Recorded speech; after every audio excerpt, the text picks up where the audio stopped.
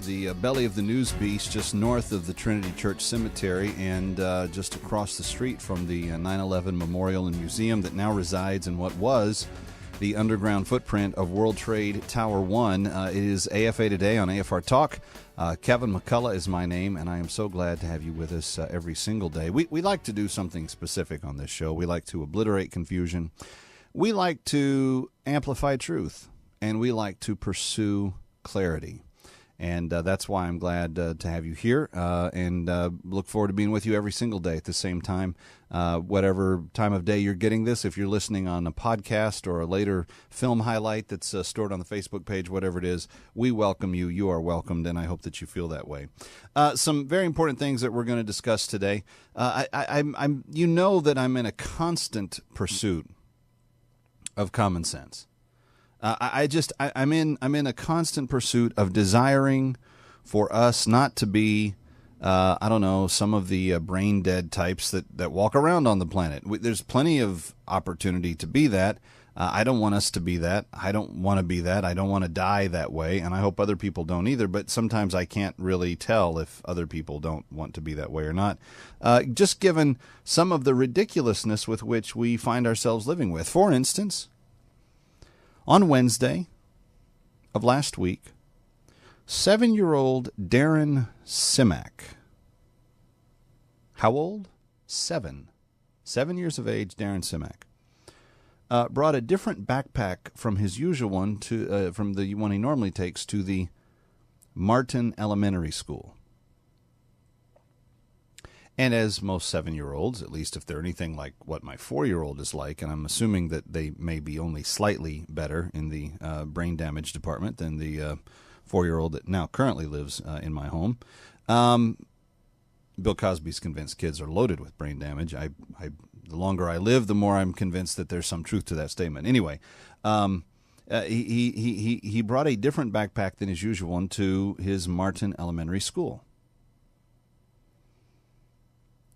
He was kind of brain dead to the world. I'm a 7-year-old, living my life, going through whatever. And then when he gets to the school, he notices that there's something in the outside pocket of the backpack that he's not allowed to have at school. Okay, so again, dirty, walking around. Snaps to, sees the backpack, realizes outside pocket, there's something in that pocket that's not supposed to be there at school. So Darren takes that object out, goes to his teacher, and says, I'm not supposed to have this. Now, I know it's a mystery. I know that this is very difficult. It's almost like constructing rockets or doing surgery on the brain. It is just so difficult to figure out. But what do you suppose the first grade teacher did when young Darren, remember, dirt, oh, I'm not supposed to have this. Here, teacher, I'm not supposed to have this. What do you suppose that teacher did? Well, Darren, I'm going to keep it on my desk for the day, and at the end of the day, I'm going to put it back in your backpack. You take it home and don't ever bring it back to school again. Yes, ma'am. Goes and sits down. No. That's far too much to ask of the average teacher nowadays, I guess. So, option number 2. I'm not supposed to have the dirt. Oh, I'm not supposed to have this, teacher. Okay, well, no, you're not. It's against the rules to have this here. But what we're going to do is we're going to put it back in your backpack in a pocket that's going to remain zipped, and we're not going to open it the rest of the day. And if you open it, I'm going to see to it that, you're punished because, the very reason that we don't have this at school is because we're not, supposed to be playing with them or anything. No, not an acceptable offer either. Alternative number 3. Dirt. Oh, I'm not supposed to have this, teacher. Boom. Yes, you're not supposed to have that, and I'm calling the principal. Yes, Mr. Principal so-and-so, please come down to classroom 38 because Darren has this here at school. The principal comes, they have a conversation, he takes Darren to his office and suspends 7-year-old Darren from school. The boy's mother did not agree with the punishment, so she sent her son back to school the following day, only to discover that he would be kept in an in-school suspension.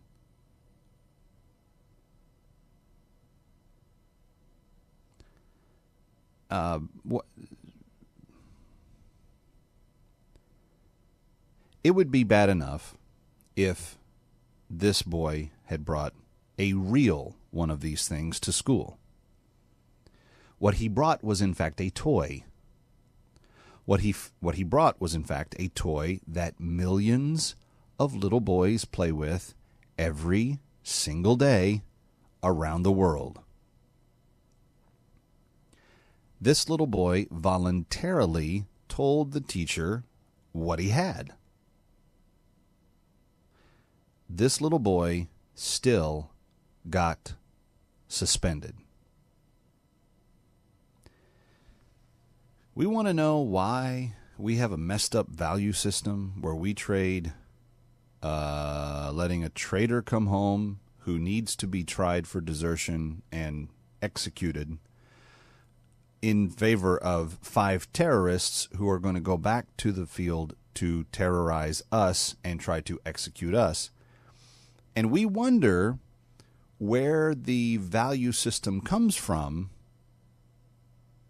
that formulates that kind of negotiation or thinking or whatever.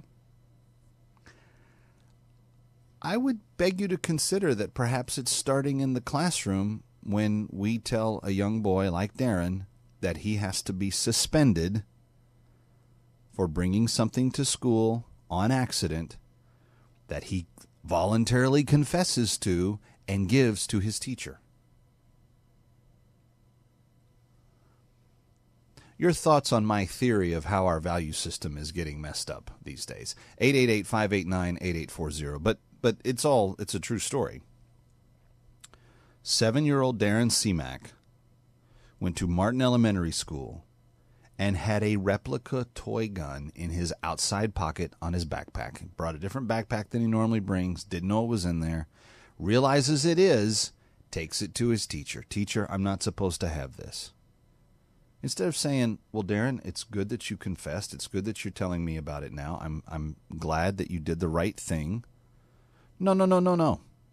There'll be none of that. We've got to call the principal. We have to get you suspended. And even if your parents think this was an honest accident, we're going to internally suspend you in school the next day. 888-589-8840. 888-589-8840. I want to know from you, is this a microcosm of how everything in our culture is getting displaced?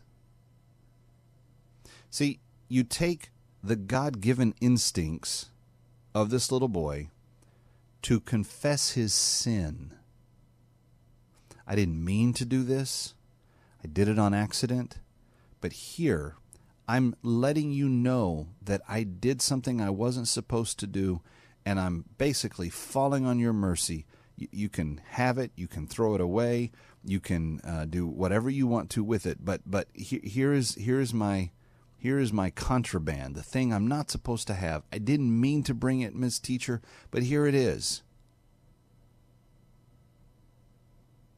And instead of mercy, he has law applied.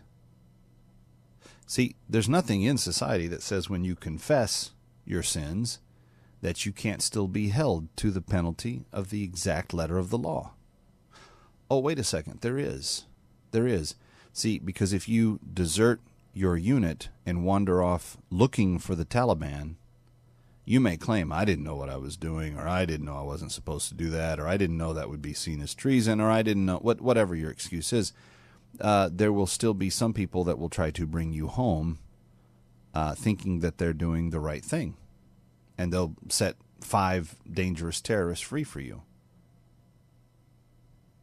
But an innocent child wanting to honestly confess something that he did wrong is pegged as the criminal. And the criminal who did abandon his unit, leave his people, and now has been the cause of liberation of 5 terrorists that want to kill and terrorize more Americans, that's good. That's good.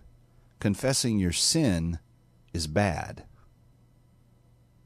Is there any reason why our culture is the way it is? You see the vast contrast between these two incidents, right? One little kid named Aaron tries to do the right thing and is punished. One does the wrong thing. He is rewarded. It's kind of America in a nutshell, isn't it? 888-589-8840. I'm interested in your thoughts on this. 888-589-8840. Let's start first with Karen, who's calling from Arkansas. Hi, Karen. Hi, Kevin. You put it so right. We are so upside down, and our children are suffering for it because teachers don't know how to teach. Parents don't know how to parent. And another thing that they do is medicate them and set them aside because they can't teach. But this is so sad as to what is happening to our children. If you were the mom of little Darren, Karen, what would you do? What would be your reaction to the situation your child found themselves in?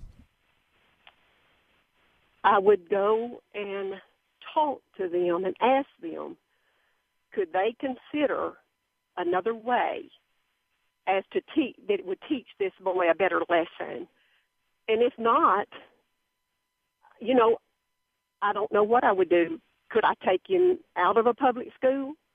I would hope that I could because, and get him somewhere else because that would be, to me, the straw that broke the camel's back because,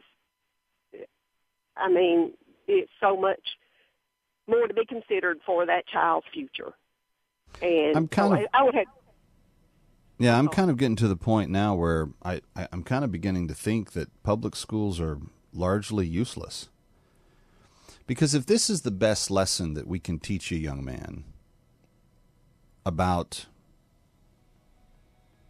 his recreational toys that he didn't know were in his backpack, that he forgot, that he honestly confessed and tried to do the right thing, where's the win in that for the culture? Where does it work out that we're actually helping him develop a moral framework for his life? Seems to me as though we are lost beyond lost. Anyway, Kevin McCullough, glad to think this through with you today. Let's do some binge thinking, comparing and contrasting these two incidents, and give me your thoughts on them. 888-589-8840, 888-589-8840. From the belly of the news beast in New York City, Kevin McCullough, always glad to have you with us. Stay with us. This is AFA Today on AFR Talk.